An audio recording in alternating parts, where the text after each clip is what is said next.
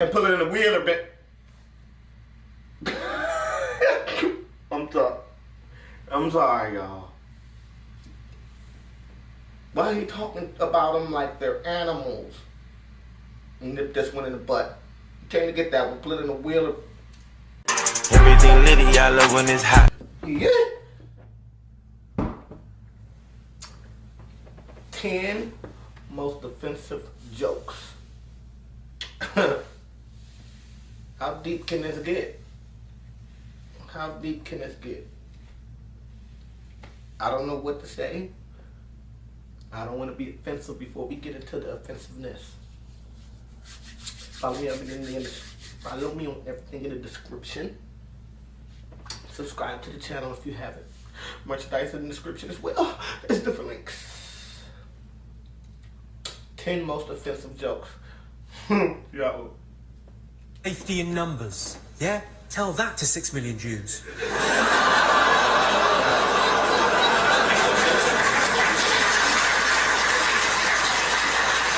I did a big charity gig last year for autism.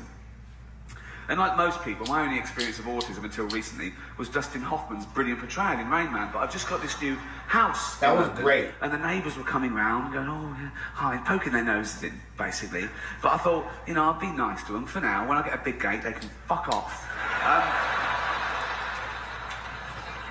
One couple, they've got an autistic son. And the mother was talking to me and said, oh, this is Douglas, he's 17, and he never goes out because he hasn't got any friends. So I thought, right, okay, this is where I can show him that, you know, I'm a rich, handsome man off the telly, but I've also got a heart of gold. And I said, oh, I'll take him out. And I really went, yeah. So I went back on the Saturday, true, and she said, oh, he loves the zoo.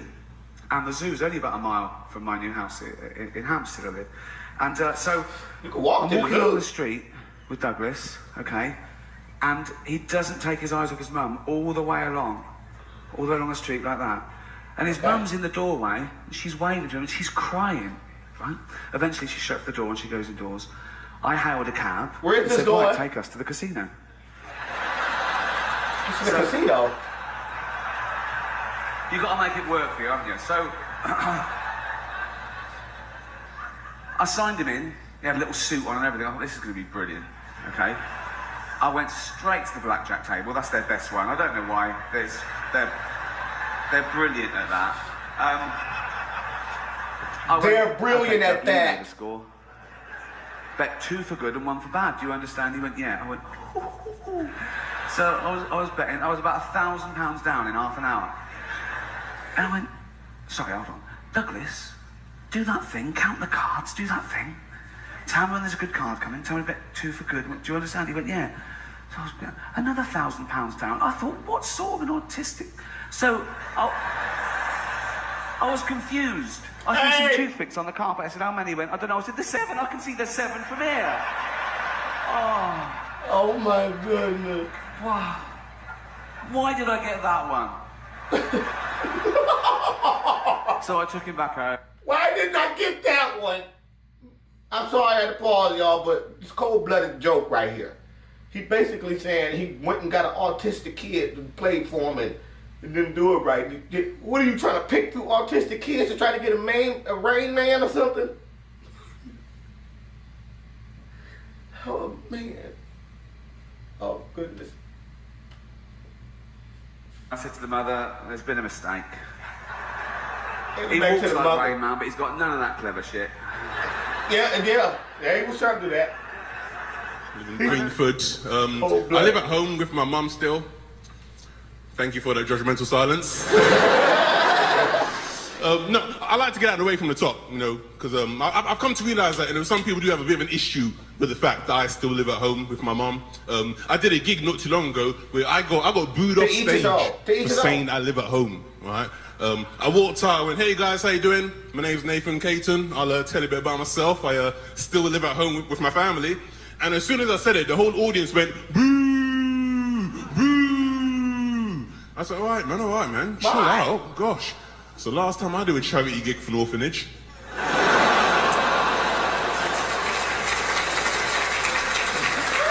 Jealous because my family kept me, piss off. family kept me. Who they gonna cry to? Now, Who they gonna cry The one girl was pregnant. I knew she was gonna keep it, frantic bitch. I didn't know what I was gonna do, but then a miracle happened. She had a miscarriage in the toilet stool. I know you think that's fucked up, but Yeah. wait till you hear this. I had to act like I was sad about the shit.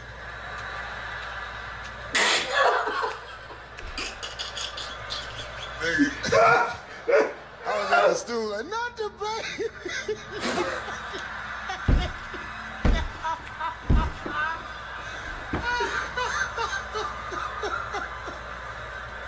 I'm sorry for laughing at that, y'all.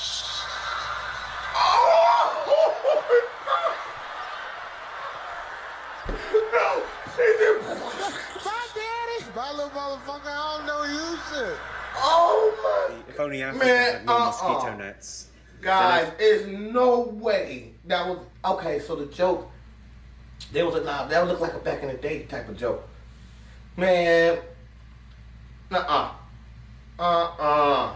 Yeah, we could save millions of mosquitoes from dying needlessly of AIDS.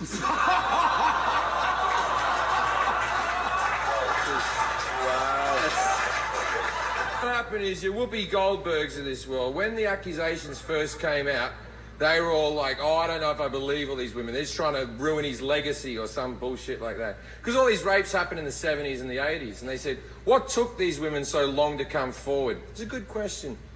I think it's because, as rapes go, they weren't the worst rapes now, were they? He never held them down and fucking raped them. He used to drug him and finger him a bit. And I've had worse Christmases with uncles. Have you ever heard about the people living underneath the subway? Yeah, mole people. Yeah, in New York, there's people in the There's a whole community. Yeah, well, there's different subway tunnels that the trains don't go down anymore. Yep. So a lot of people who are homeless have set up these cardboard cities down there. That's what they deserve. And it's pitch black. That's what they deserve. Hey, Well, It's not what. no. Damn, man. No, they're relentless. Oh, They never stop. and that's why everybody's so mean. But that's what they deserve. That was cold-blooded. Reason for them to stop. You know why? Because you can't hit them. Can't hit who? That's what it is. Sorry, guys. I gotta go back. I didn't hear the beginning of the joke.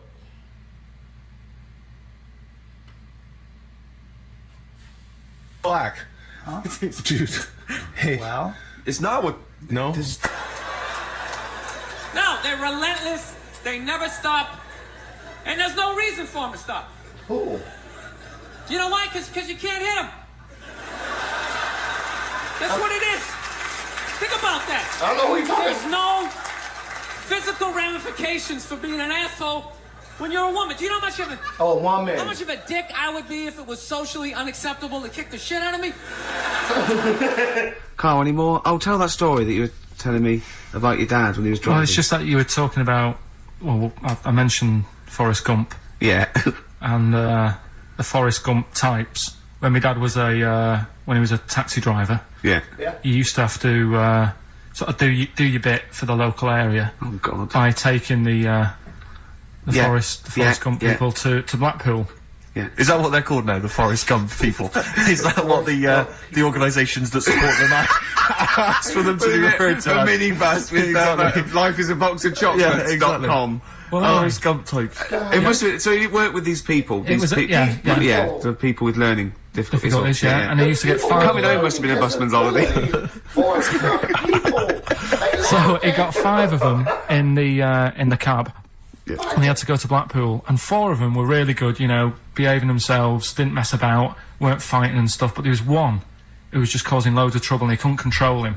And what you've got to be able to do with people like that, you don't want them to get stressed out because it's not good for them. It stresses them out, and you could end up with a bit. Thanks, Dr. Carl. You could end up with a bit of a riot on your hands. So he thought, I'll nip this one in the bud right now, and he pulled up just on the outskirts of Blackpool. and he took the one out that was causing problems and put it in a wheelie bin. And put it in a wheeler bin.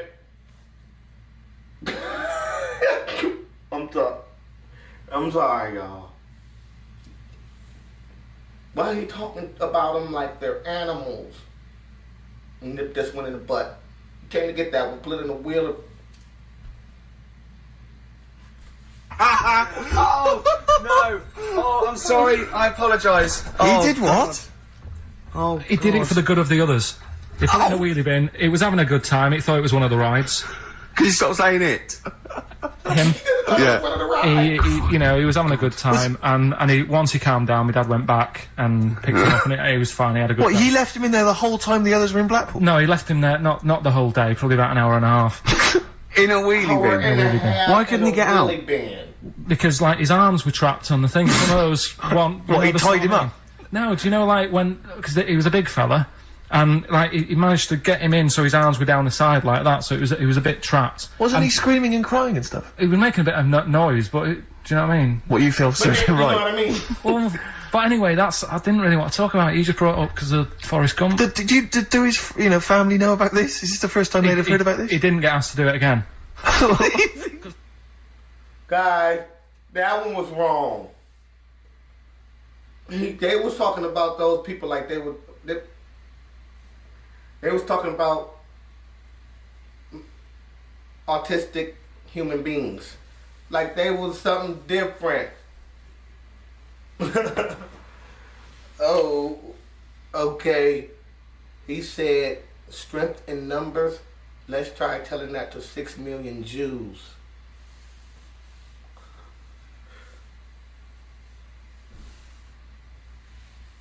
Let me get out of this video, y'all. This was, whoa. A lot of offensiveness. Chill. You gotta be so harsh, man. Till next time. I don't even want to say any more offensive jokes I should watch. Till next time, guys.